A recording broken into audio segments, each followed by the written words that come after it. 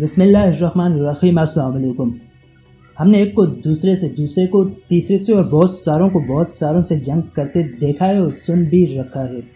کہیں کوئی ایک دوسرے پر اپنی بڑی قوت کے بلبوتے بغیر جنگ کے غالب آیا تو کہیں لشکر کشی تک نوبت آئی ہے۔ کسی نے اپنی نفس کی تسکین کی خاطر جنگ لڑی تو کسی نے نفس سے آزادی کی خاطر۔ بہت سارے محض دفاعی لحاظ سے اپنے علاقوں کو وسعتیں بخشتے رہے تو بہت سارے ایسے بھی تھے جو اپنے منفرد نظریات لیے میدان جنگ سجائے رہے۔ کسی نے حملہ کیا تو کوئی تحفظ کی خاطر لڑا۔ اگر تاریخ دیکھی جائے تو معلوم پڑتا ہے کہ جہاں دوسرے معاملات زندگی موجود رہے وہاں جنگ بھی حصہ رہی ہے۔ زمین کا کوئی صدی جنگ سے خالی دکھائی نہیں دیتی۔ حتیٰ کہ آج کی دنیا جہاں بڑی جنگ کا تصور مشکل تھا، آج بھی جنگیں لڑی جا رہی ہیں۔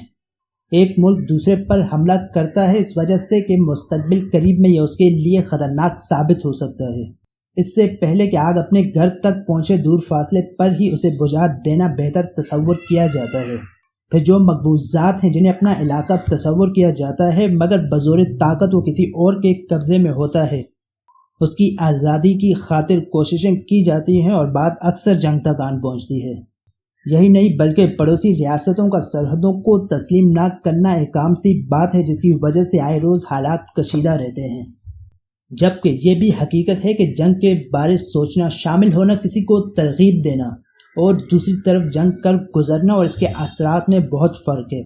دراصل جنگ نیام میں پڑی وہ تلوار ہے کہ جس کی نیام میں تو ہاتھ پھیرا جا سکتا ہے مگر تلوار سے کھیلنا مہنگا ثابت ہو سکتا ہے۔ اسی طرح جنگ کے جس کے بالکل مخالف سمت رستہ امن کا ہے، ایک طرف تباہی و بربادی جبکہ دوسری طرف مکمل خاموشیاں۔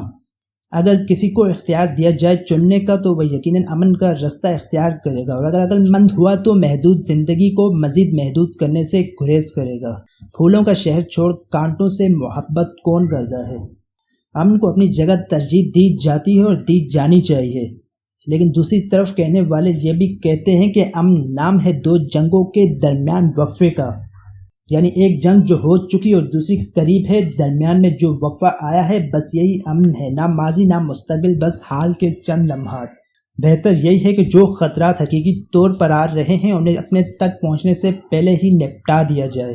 کسی بڑے مخالف کی موجودگی میں خود کو غیر مسلح کرنا، اپنی طاقت میں کمی لانا ایک بیوقوفانہ فعل ہوگا۔ جنگ کی ضرورت نہ بھی ہو تو اپنے گھوڑے تیار رکھنے چاہیے اور بہتر طور پر تیار رکھنے چاہیے، کیونکہ امن قائم رکھنے کے لیے بھی فوج کی ضرورت پڑتی ہے اور فوج کے پاس بہترین آلات کا ہونا بھی بے حد ضروری ہے۔ ایک بادشاہ تھا کہ جس نے اپنی سلطنت پر نظر دوڑائی تو اسے کوئی حصہ پر امن جبکہ کچھ حصوں میں زور شور سے جنگ ہوتی دکھائی دی۔ اس نے فیصلہ کیا کہ جن علاقوں میں جنگ جاری ہے وہاں جنگجوؤں پر زیادہ اختیار امن پسندوں کو دے گا۔ تجربے کے غرض سے بادشاہ نے جب عملی طور پر یہ کیا تو کچھ ہی عرصے میں یہ خبر پہنچی کہ جنگجو اور امن پسند دونوں مارے گئے اور علاقہ بھی ہاتھ سے چھن چکا ہے۔ بادشاہ حیران تھا، وہ ناکامی کی وجہ جاننا چاہتا تھا۔ وزیروں مشیروں کو بلایا گیا، معاملے پر حقیقت جاننی چاہیے۔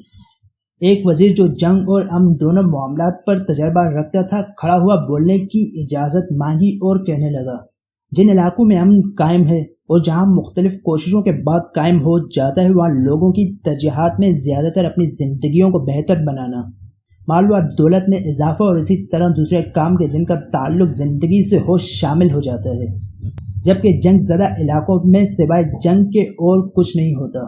اس وزیر نے آخری جملہ کہا کہ امن پسند جنگ کے خوف سے مارے گئے اور جنگجو امن پسندوں کی نیند آنائی کا شکار ہو گئے، اور تشریف وہاں موجود بادشاہ اور وزیروں مشیروں پر چھوڑ کر خاموشی اختیار کر لی۔